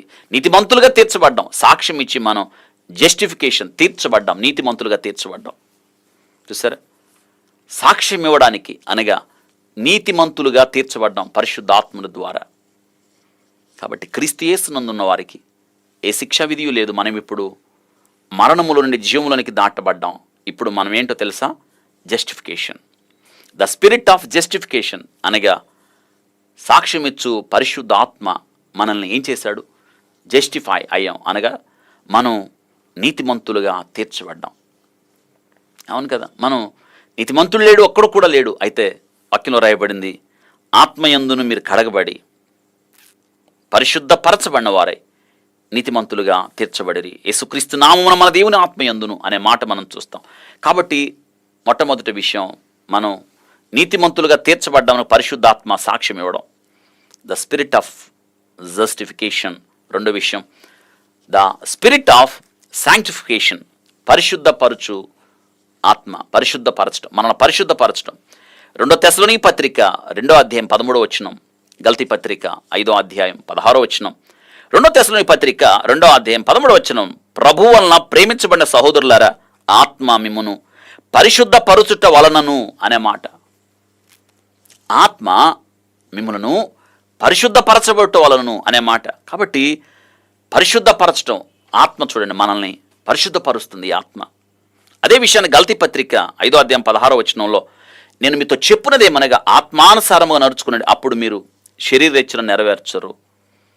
ఆత్మానుసారంగా నడుచుకునండి. కాబట్టి పరిశుద్ధాత్మ చూడండి, ఈ ఆత్మ మనల్ని ఏం చేస్తుంది? మనల్ని పరిశుద్ధపరచడం. ఇందాక నీతిమంతులుగా తీర్పు తీర్చడం, ఇప్పుడు పరిశుద్ధపరచడం, ద స్పిరిట్ ఆఫ్ సాంక్టిఫికేషన్. ఇక మూడోది, the spirit of life. The spirit of life, జీవమునిచ్చు ఆత్మ. మూడో విషయం, జీవమునిచ్చు ఆత్మ. రోమపత్రిక 8వ అధ్యాయం 2వ వచనం, 8వ అధ్యాయం రోమపత్రిక 15వ వచనం. కాబట్టి ఇప్పుడు క్రీస్తు యేసునందున్న వారికి ఏ శిక్ష విధి లేదు. క్రీస్తు యేసునందు జీవమునిచ్చు ఆత్మ యొక్క నియమము, జీవమునిచ్చు ఆత్మ యొక్క నియమం అనగా ఈ ఆత్మ మనకి జీవాన్ని ఇస్తుంది. పాప మరణముల నియమము నుండి నన్ను విడిపించును, ఎట్లనగా ధర్మశాస్త్రము దేనిని చేయజాలకపోయినో దానిని దేవుడు చేసెను. చూసారా, జీవమునిచ్చు ఆత్మ యొక్క నియమం. ఎలైనగా మరలా భయపడుటకు మీరు దాసపాత్మను పొందలేదు, కానీ దత్తపుత్రాత్మను పొందితిరి. ఆత్మ కలిగిన వారై అబ్బా తండ్రి అని మొరపెట్టుచున్నాము. చూసారు ఎంత గొప్ప విషయం, అబ్బా తండ్రి అని మొరపెట్టుచున్నాం. ద స్పిరిట్ ఆఫ్ లైఫ్, జీవమునిచ్చు ఆత్మ. ఇక నాలుగో విషయం, the spirit of truth. The spirit of truth, సత్యం, సత్యస్వరూపి లేదా సత్యము అనే మాట మనం చూస్తాం ఇక్కడ. యోహాను సువార్త 14వ అధ్యాయం 16వ వచనంలో, నేను తండ్రిని వేడుకొందును మీ యొద్ద ఎల్లప్పుడూ ఉండుటకై, ఆయన వేరొక ఆదరణకర్తను అనగా సత్యస్వరూపియగు ఆత్మ మీకు అనుగ్రహించును. సత్యస్వరూపియగు ఆత్మ. అదే యోహాను సువార్త 15వ అధ్యాయం 26వ వచనంలో, తండ్రి యొద్ద నుండి మీ యొద్దకు పంపవు ఆదరణకర్త అనగా తండ్రి యొద్ద నుండి బయలుదేరు సత్యస్వరూపియగు ఆత్మ వచ్చినప్పుడు ఆయన నన్ను గూర్చి సాక్ష్యం ఇచ్చును. చూసారా, కాబట్టి సత్యస్వరూపి, ద స్పిరిట్ ఆఫ్ ట్రూత్. ఇక ఐదో విషయం, ద స్పిరిట్ ఆఫ్ విజ్డమ్. మనం యెషయా గ్రంథం 8వ అధ్యాయం 2వ వచనంలో నేర్చుకున్నాం. జ్ఞానమునిచ్చు ఆత్మ, వివేకంనిచ్చు ఆత్మ, తెలివినిచ్చు ఆత్మ, స్పిరిట్ ఆఫ్ ట్రూత్. ఎఫెసీ పత్రిక 1వ అధ్యాయం 17వ వచనంలో మనం చూస్తాం, మరియు మీ మనోనేత్రములు వెలిగించబడినందున ఆయన మిమ్మును పిలిచిన పిలుపు వలనైనా నిరీక్షణ ఎట్టిదో, పరిశుద్ధులలో ఆయన స్వాస్థ్యం యొక్క మహిమైశ్వర్యం ఎట్టిదో, ఆయన క్రీస్తునందు వినియోగించిన బలాతిశయమును బట్టి విశ్వసించు మన యందు ఆయన చూపుచున్న తన శక్తి అపరిమితమైన మహత్యం ఎట్టిదో మీకు జ్ఞానమును ప్రత్యక్షత గల మనస్సును అనుగ్రహించినట్లు నేను నా ప్రార్థన యందు మిమ్మల్ని గురించి విజ్ఞాపన చేయుచున్నాను అంటున్నాడు. చూసారా, ద స్పిరిట్ ఆఫ్ విజ్డమ్. ఆయన మనకు మనోనేత్రం వెలిగించబడి పరిశుద్ధాత్ముడు మనకు జ్ఞానాన్ని ఇస్తాడు. ఇక ఆరో విషయం, ద స్పిరిట్ ఆఫ్ డెలివరెన్స్. మనకు విమోచననిచ్చు ఆత్మ, విడుదలనిచ్చు ఆత్మ. మత్తయి సువార్త 12వ అధ్యాయం 28వ వచనములో, దేవుని ఆత్మ వలన నేను దయ్యములు వెళ్ళగొచ్చుచున్న ఎడల నిశ్చయముగా దేవుని రాజ్యము మీ యొద్ద ఉన్నది. కాబట్టి గమనించారా, దేవుని ఆత్మ కార్యాలు ఇది శక్తి ద్వారా కాదు, బలం ద్వారా కాదు, ఆత్మ ద్వారానే జరుగుతుందని జకరియా గ్రంథంలో మనం నేర్చుకున్నాం కదా. ద స్పిరిట్ ఆఫ్ డెలివరెన్స్, విడుదలనిచ్చు ఆత్మ. ఇక 7వది ద స్పిరిట్ ఆఫ్ ప్రేయర్, విజ్ఞాపన ప్రార్థన చేయు ఆత్మ. విజ్ఞాపన ప్రార్థన, రోమపత్రిక 8వ అధ్యాయం 26వ వచనములో, అటువలే ఆత్మయు మన బలహీనతను చూసి సహాయము చేయటానికి, ఏలయనగా మనము యుక్తముగా ఎలాగూ ప్రార్థన చేయవలనో మనకు తెలియదు, కానీ ఉచ్చరింప శక్యము కాని మూలులతో ఆత్మ తానే మన పక్షాన విజ్ఞాపన చేయుచున్నాడు. Spirit of prayer. అర్థమవుతుంది కదా. దేవుని సింహాసనము ఎదుట ఉన్న 7 ఆత్మలు, ఇతని పరిశుద్ధాత్మ. అర్థమే, తండ్రి, కుమార, పరిశుద్ధాత్మ, ముగ్గురు ఒక్కటే, ఏకం, ముగ్గురు కూడా. కాబట్టి పరిశుద్ధాత్మ ఒక వ్యక్తి, ఆయన కూడా దేవుడే. 7 అనేది పరిపూర్ణత్వానికి గుర్తుగా మనం చూస్తున్నాం. కాబట్టి ఇక్కడ పరిశుద్ధాత్మ వ్యక్తి, ఇది గుర్తుపెట్టుకోండి. మీరు ఎప్పుడు కూడా పరిశుద్ధాత్మ తండ్రి కుమారునితో పాటు సమానం, కానీ పరిశుద్ధాత్మ ఎప్పుడు వీరిద్దరికన్నా తక్కువ కాదు. ఇంకొకటి, పరిశుద్ధాత్మ వ్యక్తి, పర్సన్, కానీ పవర్ కాదు, శక్తి కాదు.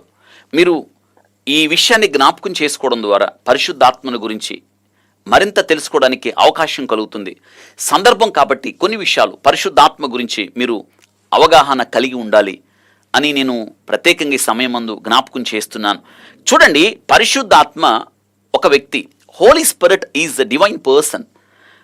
యేసుక్రీస్తు ప్రభువారు శిష్యులతో మాట్లాడుతున్నాడు. నేను వెళ్తున్నాను కానీ శిష్యులకి బహుదుఃఖమైంది. వారు కలవరపడుతున్నారు, దుఃఖపడుతున్నారు. ప్రభా, ఇంతకాలం నువ్వు మాతో ఉన్నావు, నువ్వు లేకపోతే మాకెలా? మేము సమస్తమును విడిచిపెట్టి నేను వెంబడించాం కదా, మేము ఎలా ప్రభా అని వారు కలవరంలో, దుఃఖంలో ఉన్నప్పుడు ప్రభు అంటున్నారు, కలవరపడకండి, మీ హృదయాలను కలవరపడనీయకండి. యోహాను సువార్త 14వ అధ్యాయంలో ప్రభు వారితో మాట్లాడిన మాట. యోహాను సువార్త 14వ అధ్యాయం 16, 17 వచనాలు, అదే రీతిగా 26 వచనాల్లో మనం చూస్తాం. నేను తండ్రిని వేడుకుందును, మీ యొద్ద ఎల్లప్పుడూ ఉండుటకు ఆయన వేరొక ఆదరణకర్తను లేదా ఉత్తరవాదిని, సత్యస్వరూపికి ఆత్మను మీకు అనుగ్రహించును. ఆదరణకర్త అనగా తండ్రి నా నామమున పంపబో పరిశుద్ధాత్మ. తండ్రి నా నామమున పంపబో పరిశుద్ధాత్మ సమస్తమును మీకు బోధించి నేను మీతో చెప్పిన సంగతులంటే మీకు జ్ఞాపకం చేయను.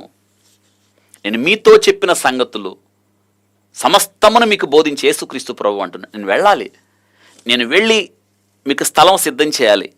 స్థలం సిద్ధం చేయాలి, నేనుండు స్థలంలో మీరుండు లాగున నేను మళ్ళీ వచ్చి మిమ్మల్ని తీసుకుని వెళ్తాను అన్నాడు. మళ్ళీ వచ్చి ఆయన వస్తాడు. అయితే ఆయన వెళ్ళాడు, మిమ్మల్ని అనాథలుగా విడవను అన్నాడు. నేను తండ్రిని వేడుకుందును, మీ యొద్ద, గమనించండి, మీ యొద్ద మీతో ఉండడానికి, ఎల్లప్పుడూ ఉండడానికి, ఎల్లప్పుడూ ఉండుటకు వేరొక ఆదరణకర్తను, ఉత్తరవాదిని అంటున్నాడు. తండ్రి నామమున పంపబో పరిశుద్ధాత్మ. ఆయన సింహాసనానికి ఎదురు ఉన్న 7 ఆత్మలు ఈ పరిశుద్ధాత్మ. అర్థమవుతుందా? ఇప్పుడు మన హృదయాల్లో ఉన్నాడు, మన హృదయాల్లో ఉన్నాడు. ఆయన ఏం చేస్తాడంట? వాక్యంలో చూస్తున్నాను చూడండి. మీకు సమస్తమును మీకు బోధిస్తాడు. గమనించారా? శక్తి అయితే బోధించడు, వ్యక్తి అయితేనే బోధిస్తాడు. మీకు బోధించును, నేను మీతో చెప్పిన సంగతులన్నీ జ్ఞాపకము చేయును. చూసారా? మీకేం చేస్తాడంటే జ్ఞాపకం.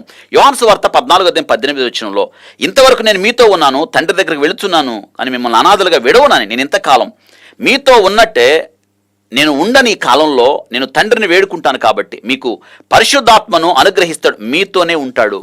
మీరు కలవరపడద్దు, భయపడద్దు, దిగులు చెందొద్దు, కలతపడద్దు అని. గమనించారా? కాబట్టి పరిశుద్ధాత్ముడు నేటి దినాన ఆయన మనతోనే ఉంటున్నాడు. గమనించారా? కాబట్టి యేసుక్రీస్తు ప్రభు చెప్పిన మాట యోహాను సువార్త 14వ అధ్యాయం 17వ వచనంలో 5 సార్లు ఆయన అనే ప్రస్తావన చూస్తాం. ఆయన అనే ప్రస్తావన. ఆయన వ్యక్తి కాకపోతే శక్తి అవుతాడా? చూడండి, ఆయన ఆయన సాక్ష్యము ఇచ్చేది ఎవరిస్తారు? సాక్ష్యం వ్యక్తి ఇస్తాడు. వ్యక్తే కదా సాక్ష్యం ఇస్తాడు. యోహాను సువార్త 15వ అధ్యాయం 26వ వచనం, రోమపత్రిక 8వ అధ్యాయం 16వ వచనంలో సాక్ష్యం ఇచ్చేది వ్యక్తి కాదు, వ్యక్తి ఇస్తాడు, శక్తి ఇవ్వదు. ఒప్పించేది కూడా, ఒప్పించేది ఎవరు? శక్తి ఒప్పిస్తాడా? వ్యక్తే ఒప్పిస్తాడు. యోహాను సువార్త మనం 16వ అధ్యాయం 8 నుండి 11 వచనాల్లో ఈ పరిశుద్ధాత్ముడు నడిపిస్తాడు, నడిపించేది వ్యక్తే కదా. యోహాను సువార్త 16వ అధ్యాయం 13వ వచనంలో వినేవాడు, బోధించేవాడు, తెలియజేసేవాడు, మహింపరిచేవాడు వ్యక్తి. యోహాను సువార్త 16వ అధ్యాయం 13 నుంచి 14 వచనాలు యోహాను సువార్తలో మనం అదే విషయాన్ని చూస్తాం. 16వ అధ్యాయం 15వ వచనంలో, హెబ్రీ పత్రిక 9వ అధ్యాయం 8వ వచనంలో ఇక్కడ పరిశుద్ధాత్ముడు వ్యక్తి అని జ్ఞాపకం చేసుకోవాలి. మనం చూసేవాడు, సహాయం చేసేవాడు, మన పక్షాన విజ్ఞాపన చేసేవాడు. ఇందాక అదే మనం నేర్చుకున్నాం. 8వ అధ్యాయం 26వ వచనంలో రోమపత్రికలో పరిశుద్ధాత్మ అంట మనల్ని చూస్తాడు, మనల్కి నేర్పిస్తాడు, మనకు బోధిస్తాడు, మనం నడిపిస్తాడు, ఉపదేశిస్తాడు. కాబట్టి ఇది మనం జ్ఞాపకం చేసుకోవాలి. పరిశుద్ధాత్మ కాబట్టి మనకి ఆయన వ్యక్తి. పాత నిబంధన గ్రంథంలో పరిశుద్ధాత్ముడు వచ్చి పనిచేసి వెళ్ళిపోయేవాడు. కానీ క్రీస్తు ప్రభు వచ్చాడు. ఆయన 33.5 సంవత్సరాలు భూమి మీద బ్రతికాడు, 3.5 సంవత్సరాలు సేవ చేశాడు. ఆయన సర్వమానవాళి పాప పరిహారార్థమై విమోచన క్రయధనముగా తన ప్రాణాన్ని పెట్టాడు. శిష్యులకు వాగ్దానం చేశాడు. ఆయన పరమునకు వెళ్ళాడు. ఆయన అంటున్నాడు వేరొక ఆదరణకర్త. ఆయన వెళ్ళాడు, పరిశుద్ధాత్మను పంపాడు. అదే కదా మనం నేర్చుకున్నాం. పరిశుద్ధాత్మను పంపాడు. వాళ్ళు మేడగదిలో కనిపెడుతూ ఉన్నప్పుడు శిష్యులు పరిశుద్ధాత్మ వారి మీదకి వచ్చింది. అదే పెంతుకోస్తు అన్నాం. పెంతుకోస్తు నుండి క్రీస్తు ప్రభు వచ్చే వరకు కూడా ఇవి సంఘకాలాలుగా నిన్నటి దినాన మనం ఈ సంఘకాలాల్లో 7 సంఘాలు ఏ రీతిగా సంఘానికి రాసిన ఉత్తరాలు యేసుక్రీస్తు వచ్చే వరకు, సంఘం ఎత్తబడే వరకు సంఘములో ఉన్న విషయాలు ప్రత్యేకంగా భవిష్యత్తును చూడగలిగిన దేవుడు ఆ సంఘాలలో ఉన్న లోపాలను ఎత్తి ఏ రీతిగా యోహాను భక్తుడి ద్వారా 7 లేఖలు రాశాడో, ఆ సంఘాలలో ఉన్న శ్రేష్టమైన విషయాలు ప్రశంసిస్తూ లేఖ రాశాడో, ఇది మనం ప్రత్యేకంగా జ్ఞాపకం చేసుకోవాలి. అనగా పెంతుకోస్తు నుండి ఈ యొక్క పరిశుద్ధాత్మ పని ఎప్పుడు దాకా ఉంటుందంటే సంఘం ఎత్తబడేదాకా. ఈ పరిశుద్ధాత్ముడు వాక్య భాగంలో మనం ప్రత్యేకంగా పరిపూర్ణుడిగా ఆయన కార్యము జరిగిస్తాడని మనం జ్ఞాపకం చేసుకోవాలి. ఇందాక నేను జ్ఞాపకం చేశాను, ఆయన కొలత లేకుండా, యోహాను సువార్త 3 అధ్యాయం 34 వచనంలో కొలత లేకుండా ఆయన అనుగ్రహించబడ్డాడు. కాబట్టి ఆయన చూడండి, ఆయన పరిపూర్ణుడిగా మనం చూస్తాం. ఇక్కడ మనం జ్ఞాపకం చేసుకోవాలి. తండ్రి, కుమార, పరిశుద్ధాత్మ. ఈ యొక్క ప్రకటన గ్రంథం 1వ అధ్యాయంలో చూస్తాం. తండ్రి సర్వజ్ఞుడు అనగా అన్నీ ఎరిగినవాడు. కుమారుడు కూడా అన్నీ ఎరిగినవాడే, సర్వజ్ఞుడు. పరిశుద్ధాత్ముడు కూడా సర్వజ్ఞుడే. ఎందుకంటే ఆ ఆత్మ దేవుని మర్మములు కూడా పరిశోధించును అనే మాట చూస్తాం. 1 కొరింథీ పత్రిక 2వ అధ్యాయం 10వ వచనంలో తండ్రి మహిమా స్వరూపి, కుమారుడు మహిమా స్వరూపి, పరిశుద్ధాత్ముడు కూడా మహిమా స్వరూపి. 1 పేతురు పత్రిక 4వ అధ్యాయం 14వ వచనంలో క్రీస్తు నామము నిమిత్తం మీరు నిందల పాలైన ఎడల మహిమా స్వరూపియగు ఆత్మ అనగా దేవుని ఆత్మ మీ మీద నిలుచుచున్నాడు గనుక మీరు ధన్యులు అని జ్ఞాపకం చేసుకోవాలి. కాబట్టి పరిశుద్ధాత్మ దేవుడయ్యుని చెప్పడానికి ఇంకా ఆలోచించండి. కాబట్టి ఆయన దేవుడు, ఆయన వ్యక్తి, శక్తి కాదు. కాబట్టి మీరు వెళ్ళి సమస్త జనులను శిష్యులుగా చేయడి, తండ్రి యొక్కయు కుమారుని యొక్కయు పరిశుద్ధాత్మ యొక్కయు నామమున వారికి బాప్తిజం ఇచ్చు వారికి బోధించడం యేసుక్రీస్తు వారు ఆజ్ఞ ఇస్తున్నాడు. మత్తయి సువార్త 28వ అధ్యాయం 19-20 వచనాల్లో తండ్రి ఒక వ్యక్తి, కుమారుడు ఒక వ్యక్తి, పరిశుద్ధాత్ముడు కూడా ఒక వ్యక్తి. ముగ్గురు, అవును కదా, ముగ్గురు కలిపి ఒకే నామం ఉంది, నామములు కాదు, ఒకే నామం. తండ్రి యొక్కయు కుమారుని యొక్క పరిశుద్ధాత్మ ఒకే నామం. ఇది జ్ఞాపకం చేసుకోవాలి. పరిశుద్ధాత్మ గమనించారా? పరిశుద్ధాత్మ మనలో ఉన్నాడు. ఇది జ్ఞాపకం చేసుకోవాలి. 2 కొరింథీ పత్రిక 13వ అధ్యాయం 14వ వచనంలో ప్రభువైన యేసుక్రీస్తు కృప, తండ్రి ప్రేమ, పరిశుద్ధాత్మ సహవాసం మీకు అందరికీ అనుగ్రహించబడుగాక అనే మాట మనం చూస్తాం. ఇక్కడ కృప యేసుక్రీస్తు నుండి కలిగితే, ప్రేమ తండ్రి అయిన దేవుని నుండి కలిగితే, సహవాసం పరిశుద్ధాత్మ నుండి కలుగుతుంది. 3 సంగతులు 3 వ్యక్తుల నుండి, కృప, ప్రేమ వ్యక్తుల నుండి కలిగితే మరి సహవాసము కూడా వ్యక్తి నుండే కదా, శక్తి నుండి కాదు, వ్యక్తి నుండి. కాబట్టి దీనాన మనం పరిశుద్ధాత్ముడు ఆయన వ్యక్తి, ఆయన శక్తి కాదు, మనలో ఉన్నాడు, అనుగ్రహించబడ్డాడు. ఆయన పని ఎప్పుడు దాకా ఉంది అంటే పెంతుకోస్తు దినమున కుమ్మరించబడ్డం నుండి రేపు సంఘము ఎత్తబడ్డం. సంఘము ఎప్పుడు ఎత్తబడుతుంది అంటే 3వ అధ్యాయం తర్వాత. అది ప్రత్యేకంగా మనం నేర్చుకోవాలి. దాని గురించి కూడా చాలా వివాదాలు ఉన్నాయి. సంఘము ఎప్పుడు ఎత్తబడుతుంది అన్న దాని మీద జరుగుతున్న వివాదాలు, దొర్లుతున్న తప్పులు, ప్రకటించబడుతున్న తప్పుడు బోధ అంతా ఇంత కాదు. కాబట్టి ప్రకటన గ్రంథం మనం చదువుతున్నప్పుడు, ధ్యానిస్తున్నప్పుడు సాతాను భవిష్యత్ ఏమిటో, వాడు ఇప్పటికే ఓడించబడిన శత్రువు, వాడి కోరలు పీకేశాడు, మరణపు ముళ్ళును విరిచేశాడు క్రీస్తు ప్రభువాడు. వాడు అంతము, వాడు ఏ రీతిగా నాశనం అవుతాడో మనకు అర్థమవుతుంది. కాబట్టి ప్రకటన గ్రంథాన్ని వాడు వక్రీకరించి దారి తప్పించి రకరకాల బోధలు, మరిముఖ్యంగా క్రైస్తవత్వంలో తప్పుడు బోధలు వాడు బహుగా వ్యాపించేటట్టు, మరిముఖ్యంగా ప్రకటన గ్రంథాన్ని ధ్యానం చేసేటప్పుడు మనం కల్పిత కథల వైపు, అనవసరమైన కథల వైపు మనం మొగ్గకూడదు. వాక్యం ఏదైతే వ్రాయబడిందో పరిశుద్ధాత్ముడు సహాయం అదే కదా. పరిశుద్ధాత్ముడు ఆధీనంలో ఉన్నాం కాబట్టి మనం జ్ఞానం పుట్టిస్తాడు, వివేకాన్ని పుట్టిస్తాడు, తెలివిని పుట్టిస్తాడు, అర్థమయ్యేటట్టు బోధిస్తాడు, జ్ఞానాన్ని పుట్టిస్తాడు. పరిశుద్ధాత్మ ఆధీనంలో మనం ఉన్నాం కాబట్టి ఈ యొక్క విషయాన్ని మనం జ్ఞాపకం చేసుకోవాలి. పరిశుద్ధాత్ముడు, అందుకే కదా ప్రభు అన్నాడు, మీ యొద్ద ఎల్లప్పుడూ ఉండుటకై వేరొక ఆదరణకర్తను అనగా సత్యస్వరూపియగు ఆత్మను మీకు అనుగ్రహించును. ఆయన లోకము ఆయన చూడదు, ఆయనను ఎరగదు గనుక ఆయనను పొందనేరదు. లోకానికి తెలియదు ఆయన ఎవరు. ఎడిదిన క్రైస్తవులు కూడా చాలా మందిలో గందరగోళం ఉంది పరిశుద్ధాత్మని గురించి. ఒక వ్యక్తి యేసుక్రీస్తు సొంత రక్షకుడు అంగీకరించిన తర్వాత, మారు మనసు పొందిన తర్వాత, నూతన జన అనుభవంలోకి వెళ్ళిన తర్వాత పరిశుద్ధాత్ముడు ఆధీనంలోకి వస్తాడు. ఆ వ్యక్తి పరిశుద్ధాత్మ నడిపింపుకు వస్తాడు. అంతేకాని పరిశుద్ధాత్ముడు మళ్ళీ మళ్ళీ రావాలని ఉండదు. ఒక వ్యక్తిలో పరిశుద్ధాత్మ ఉంటాడు. మీ దేహం దేవుని ఆలయం అనియు, దేవుని ఆత్మ అందులో నివాసము చేయుచున్నదనియు నువ్వు ఎరగవా అనే మాట. నా ఆత్మ లేనివాడు నావాడు కాదని. పరిశుద్ధాత్ముని మీలోనే ఉన్నాడు. కాబట్టి లోకము ఆయనను చూడదు, ఆయనని ఎరగదు. అందుకే లోకం ఆయన్ని పొందనేరదు. కానీ మీరు ఆయన్ని ఎరుగుదురు, ఆయన మీతో కూడా నివసించును. ఆహా, ఎంత మంచి మాట. మీలో ఉన్నాడు. యోహాను సువార్త మనం ఏదో చూస్తాం 4వ అధ్యాయం 16-17 వచనాల్లో. కాబట్టి పరిశుద్ధాత్ముడు మనలో ఉన్నాడు కదా. ఆయన ఇందాక నేను జ్ఞాపకం చేశాను, 7 ఆత్మలు దేవుని కార్యాలు, పరిశుద్ధాత్మ పరిపూర్ణుడుగా ఏ రీతిగా ఆయన కార్యాలు చేస్తాడు అనే విషయాలు, ఈ పరిశుద్ధాత్ముడు మనలో ఉండి ఏం చేస్తాడు అనే విషయాలు మనం 7 విషయాలు కూడా జ్ఞాపకం చేస్తాను. అవి కూడా మీరు రాసుకోండి. పరిశుద్ధాత్ముడు మనకు బోధిస్తాడు. He teachers.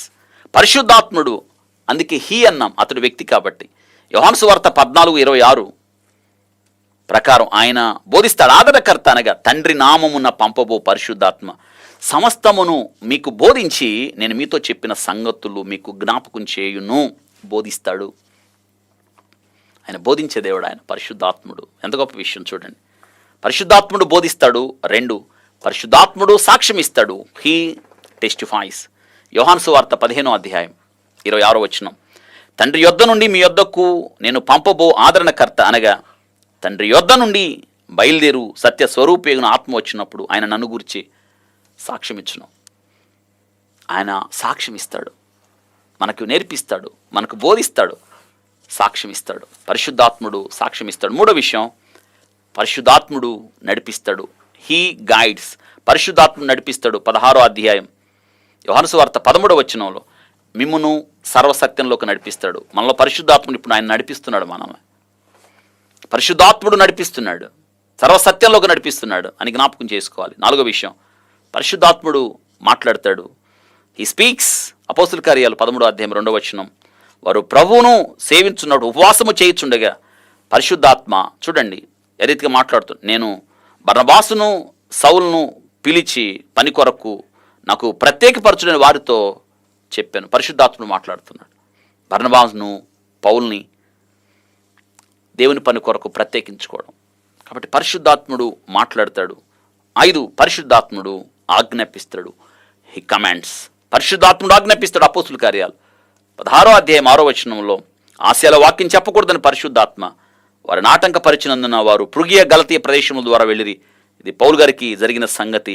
పరిశుద్ధాత్మ ఆజ్ఞాపించాడు ఆసియాలో వాక్యం చెప్పకూడదని, ఆజ్ఞాపిస్తాడు. మనలో ఉన్న పరిశుద్ధాత్ముడు కూడా ఇలాగే చేస్తాడు. ఇవన్నీ పరిశుద్ధాత్ముడు మనలో ఉండి జరిగించే కార్యాలను జ్ఞాపకం చేసుకుని 6వ విషయం, పరిశుద్ధాత్ముడు నియమిస్తాడు. He appoints. పరిశుద్ధాత్మ నియమిస్తాడు. దేవుడు తన స్వరక్తం ఇచ్చి సంపాదించిన తన సంఘమును కైటకు పరిశుద్ధాత్మ మిమ్మల్ని దేనియందు అధ్యక్షులుగా ఉంచెనో ఆ యావత్తు మందును గూర్చి మీ మట్టుకు మిమ్మల్ని గూర్చి జాగ్రత్తగా ఉండు. నియమిస్తాడు పరిశుద్ధాత్ముడు. చివరిగా పరిశుద్ధాత్ముడు వెళ్ళమంటాడు. ఈ లీడ్స్, ఆయన నడిపిస్తాడు అనమాట. అపోస్తుల కార్యాలు 8వ వచనంలో అప్పుడు ఆత్మ ఫిలిప్పుతో ఏమంచుడు, రథము దగ్గరికి వెళ్ళమని. నీవు ఆ రథము దగ్గరకు పోయి దాన్ని కలుసుకుని, ఆ రథం మీద ఎవరున్నారు? కిందికి రణాస్థానంలో ఆర్థిక మంత్రి యెరూషలేములో దేవుణ్ణి ఆరాధించడానికి వచ్చి వెళ్తూ ఒక గ్రంథపు ప్రతిని, యెషయా గ్రంథపు ప్రతిని కొని చదువుతూ వెళ్తున్నప్పుడు అది అర్థం కాలేదు. హృదయాంతరంగా నెరిగిన దేవుడు యెషయా గ్రంథం 53వ అధ్యాయం చదువుతున్నాడు. గొర్రెపిల్ల అంటే ఆయనకు అర్థం కాలేదు. యొక్క ఫిలిప్పును రథం దగ్గరకు తోడుకొని వెళ్ళమంటాడు. ఆ రథం దగ్గర నిలబెట్టి అతనికి వాక్యం చెప్పి, అతనికి రక్షణ అనుభవం కలిగించి, సువార్త చెప్పి, దారిలోనే బాప్తిసం పొంది అతన్ని ఆనందంతో తన దారిన వెళ్ళినట్లుగా చేశాడు. కాబట్టి పరిశుద్ధాత్ముడు వెళ్ళమంటాడు. కాబట్టి ఇప్పుడు అర్థమైంది కదా, ఆయన సింహాసనం ఎదుట ఉన్న 7 ఆత్మలు, ఆయన సింహాసనం ఎదుట ఉన్న 7 ఆత్మలు అంటే పరిశుద్ధాత్మ పరిపూర్ణత్వాన్ని చూపించడానికి, పరిశుద్ధాత్మ పనులు ఎలా ఉంటాయో ఆయన సింహాసనం ఎదుట. ముఖ్యంగా ఈ యొక్క మొదటి అధ్యాయంలో తండ్రి కుమార పరిశుద్ధాత్మల యొక్క పనిని మనం ప్రత్యేకంగా నేర్చుకుంటున్నాం. ఈ వాక్యం పరిశుద్ధాత్మని ప్రస్తావన వచ్చింది కాబట్టి మళ్ళీ వినండి, రాసుకోండి. ఎందుకంటే మనం పరిశుద్ధాత్మ ఆధీనంలో ఉన్నాం కాబట్టి నేటి దినాన చాలామంది క్రైస్తవులు పరిశుద్ధాత్మ గురించి వాళ్ళకి సరిగ్గా అవగాహన లేదు. మనం ఈ పరిశుద్ధాత్మను గురించి కొన్ని విషయాలు ఇక్కడ తెలుసుకోగలిగాం. చక్కగా వ్రాయబడిన చూసారా, ఆయన సింహాసనమునకు ఎదుట ఉన్న 7 ఆత్మలు. పరిశుద్ధాత్మ పరిపూర్ణుడిగా కనిపిస్తాడు. పరిశుద్ధాత్మ ఒక వ్యక్తిగా ఆయన చేసే కార్యాలు, ఆయన పరిచర్య విధానం, నీ జీవితంలో ఆయన నుండి, నీ జీవితంలో ఆయన చేస్తున్న ఈ అద్భుతమైన నడిపింపు, నిన్ను సిద్ధపరుస్తున్న విధానం ఎంత గొప్పదో ఆలోచించు. దేవుని యొక్క 7 ఆత్మలు ఆయన పరిపూర్ణత్వం, సంపూర్ణత్వానికి గుర్తుగా మనకి కనిపిస్తున్నాయి. అర్థమైంది కదా? ఈ యొక్క వాక్యాన్ని మళ్ళీ ధ్యానించండి, తలదించండి, ప్రార్థన చేద్దాం. పరిశుద్ధుడా స్తోత్రాలు. సింహాసనమునకు ప్రభువా ఎదురుగా ఉన్న 7 ఆత్మలు ప్రభువా, నమ్మకమైన సాక్షి, మృతుల్లో నుండి ఆది సంబూతునిగా లేచిన వాని నుండి కృపా సమాధానాలు మీకు కలుగునుగాక. అవును ప్రభువా, ఈ 7 ఆత్మలు అంటే పరిశుద్ధ ఆత్ముడు పరిపూర్ణుడిగా ఉన్నాడని, సంపూర్ణుడిగా ఉన్నాడని, ఇవి 7 దూతలు కాదని నేటి దినాన మేము తెలుసుకోగలిగాం. వాక్యాన్ని ధ్యానించినప్పుడు వాక్యపు లోతుల్లోనికి మీరు మమ్మల్ని తీసుకుని వెళ్తారు. ప్రభా, 7 ఆత్మలు ఏమిటో ప్రభా నేను తెలుసుకున్నాం.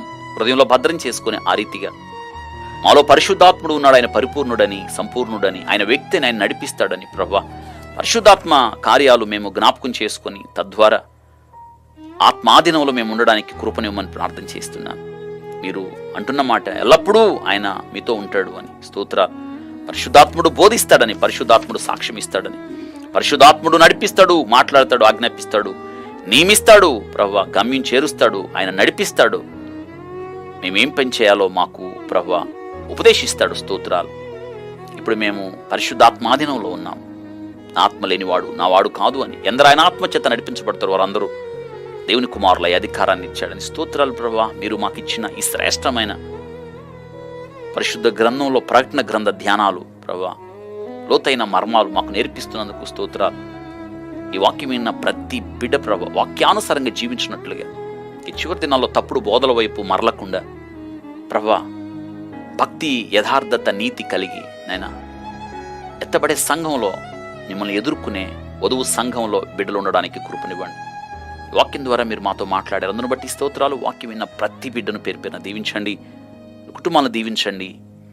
ఈ వాక్యం మా హృదయంలో భద్రించేయండి. వాక్యము ధ్యానించుకుంటూ మరింత లోతుగా ప్రభువా ప్రకటన గ్రంథంలో మీరు మా కొరకు రాసిన ఈ మాటలు ప్రభువా, గ్రంథం విప్పబడింది కాబట్టి నైనా మరింతగా మేము ఇంకెక్కువ తెలుసుకోవడానికి కృపనివ్వండి.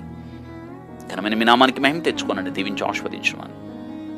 యేసు నామంలో అడిగి వేడుకుంటున్నాం తండ్రి, ఆమేన్. మన తండ్రి అయిన దేవుని ప్రేమ, కుమారుడని యేసుక్రీస్తు యొక్క కృప, పరిశుద్ధాత్మ అన్యోన్య సహవాసం, కాపుదల, నడిపింపు మనందరికి సదాకాలం తోడై ఉండి నడిపించును గాక. ఆమేన్. ఆమేన్. God bless you.